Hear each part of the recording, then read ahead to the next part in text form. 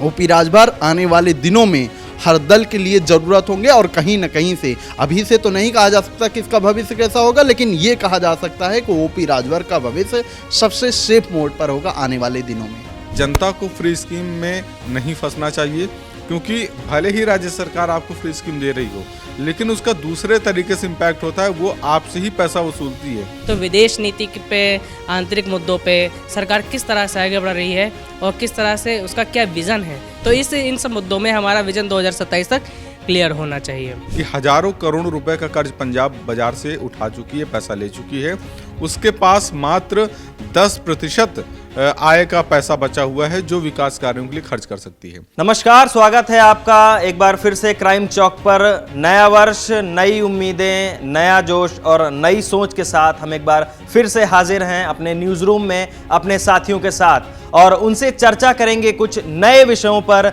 जिन पर 2025 में जिस तरीके से जो एक सैलाब उठा कई सारी चीज़ों का, बढ़ती हुई महंगाई, बढ़ते हुए क्राइम रेट्स और बढ़ते हुए हादसाओं का जिस तरीके से दौर हमने साल 2025 में देखा, तो हम अपने साथियों से जानेंगे और चर्चा करेंगे उनसे इन विषयों पर कि 2026 में जो कि ये एक नया साल है, इस पर इनका क्या विचार है और ये क्या चाहते हैं।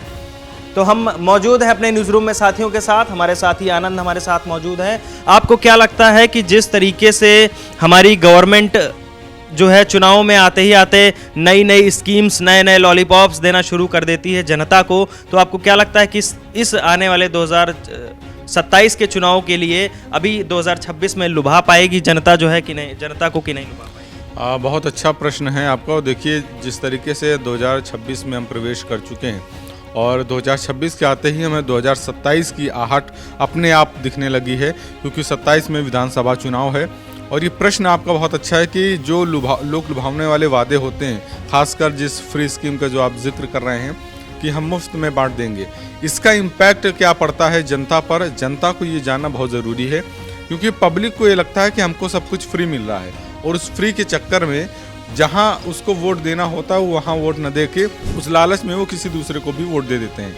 अभी एक हाल ही में एक रिपोर्ट आई और इस रिपोर्ट में ये बताया गया कि देश के कई ऐसे राज्य हैं जो फ्री स्कीम के चक्कर में कर्जदार हो चुके हैं, जिनमें से आप राजस्थान की बात कर लीजिए, चाहे पंजाब की बात कर लीजिए या और कई राज्यों की बात कर लीजिए।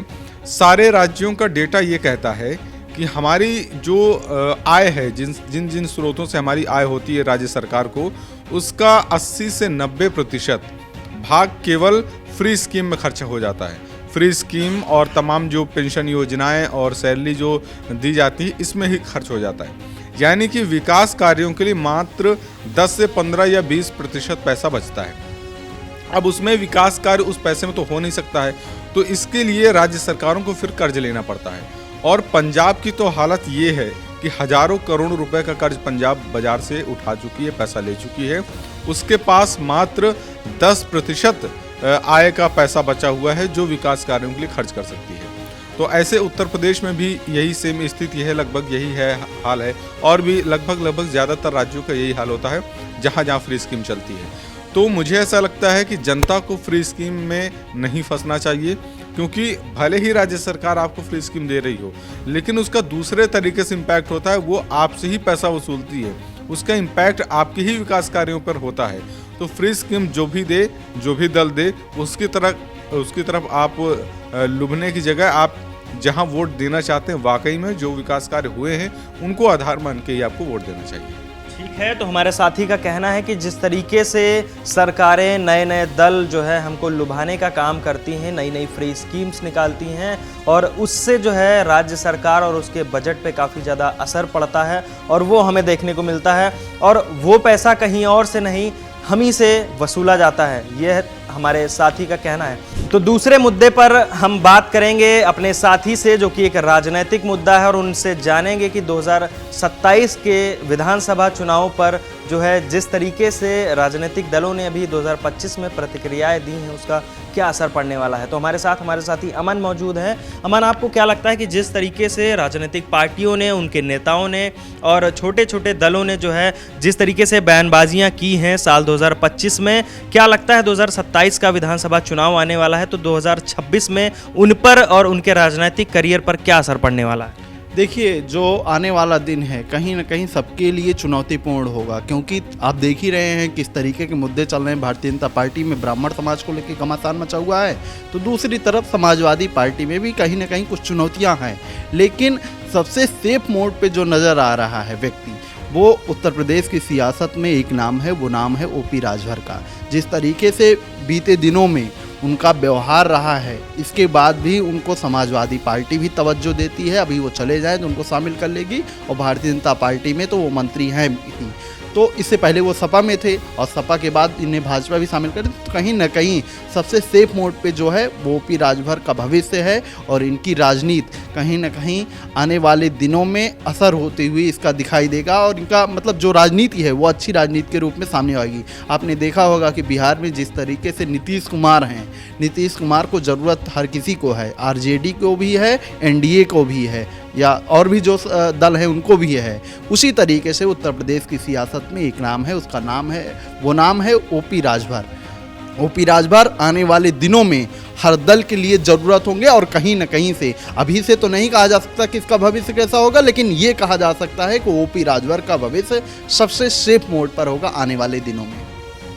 तो ठीक है, हमारे साथी अमन का कहना है कि सभी राजनीतिक बयानों को मद्देनज़र रखते हुए, दरकिनार करते हुए, अगर कोई एक चमकता हुआ सितारा या चमकता हुआ जो है नेता अगर आप कहेंगे अमन के हिसाब से, तो उनका ये कहना है कि जिस तरीके से बाकी की बयानबाजियां और सारी चीज़ों में सम्मिलित होते हुए भी ओम प्रकाश राजभर, जिनका नाम हमेशा चर्चाओं में बना रहता है, अमन का कहना है कि समाजवादी पार्टी भी उनको ऑफर दे रही है, और भारतीय जनता पार्टी में तो वो मंत्री हैं ही। तो ओपी राजभर का जो भविष्य है अमन के मुताबिक सबसे ज़्यादा सेफ है, लेकिन चुनावों में, आने वाले चुनावों में किसी के लिए कुछ कहा नहीं जा सकता है। कब सत्ता पलट सकती है, कुछ कुर्सी जो है किसके हाथों में जा सकती है, ये जो है जनता के हाथों में है। हमारे साथ हमारे और भी साथी हैं, उनसे जानेंगे अन्य जो है खबरों के बारे में जो आने वाले 2027 की दिशा का मार्गदर्शन करेंगी। तो चलिए चलते हैं तीसरी खबर की तरफ। हमारे साथ हमारे साथी दीपक मौजूद हैं। दीपक, आपको क्या लगता है कि जिस तरीके से पिछला साल हमारा 2025 इतना ज़्यादा संवेदनशील जो है हादसों से भरा हुआ रहा है, एक तरफ पहलगाम जो कि भारत पाकिस्तान के रिश्तों को पूरी तरीके से दिखाता है, और उसके बाद जो है प्लेन क्रैश जो हमारा अहमदाबाद में जो प्लेन क्रैश हुआ, और अन्य और भी कई सारे बड़े बड़े हादसे जो हुए हैं, इनको मद्देनज़र रखते हुए आपको क्या लगता है कि साल 2026 किस दिशा में जाने वाला है, आपकी क्या राय है? जी, अगर हादसों के मद्देनज़र देखा जाए तो 2025 जो साल रहा बड़ा ही मतलब दर्दनाक एक तरह से रहा।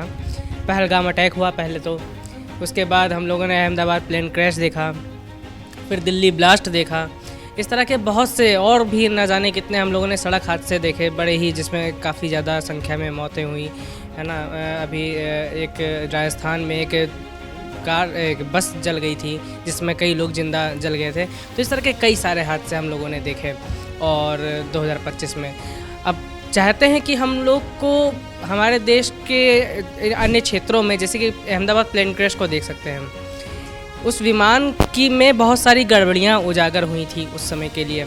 अब पता नहीं इससे कितना हम लोगों ने सीख ली, हम लोगों ने अपनी व्यवस्था को कितना दुरुस्त किया, क्योंकि गड़बड़ी अब भी आती है। उस प्लेन क्रैश के बाद भी अभी कई बार हम लोग देखते हैं कि विमान में गड़बड़ी की कोई वीडियो वायरल कर रहा है, कोई कुछ वायरल कर रहा है, खबरें आती रहती हैं। और जैसे कि प्लेन क्रैश हुआ तो उसके बाद एक सिलसिला सा जारी हो गया था कि ये अचानक से उसकी लैंडिंग में गड़बड़ी आ गई विमान की।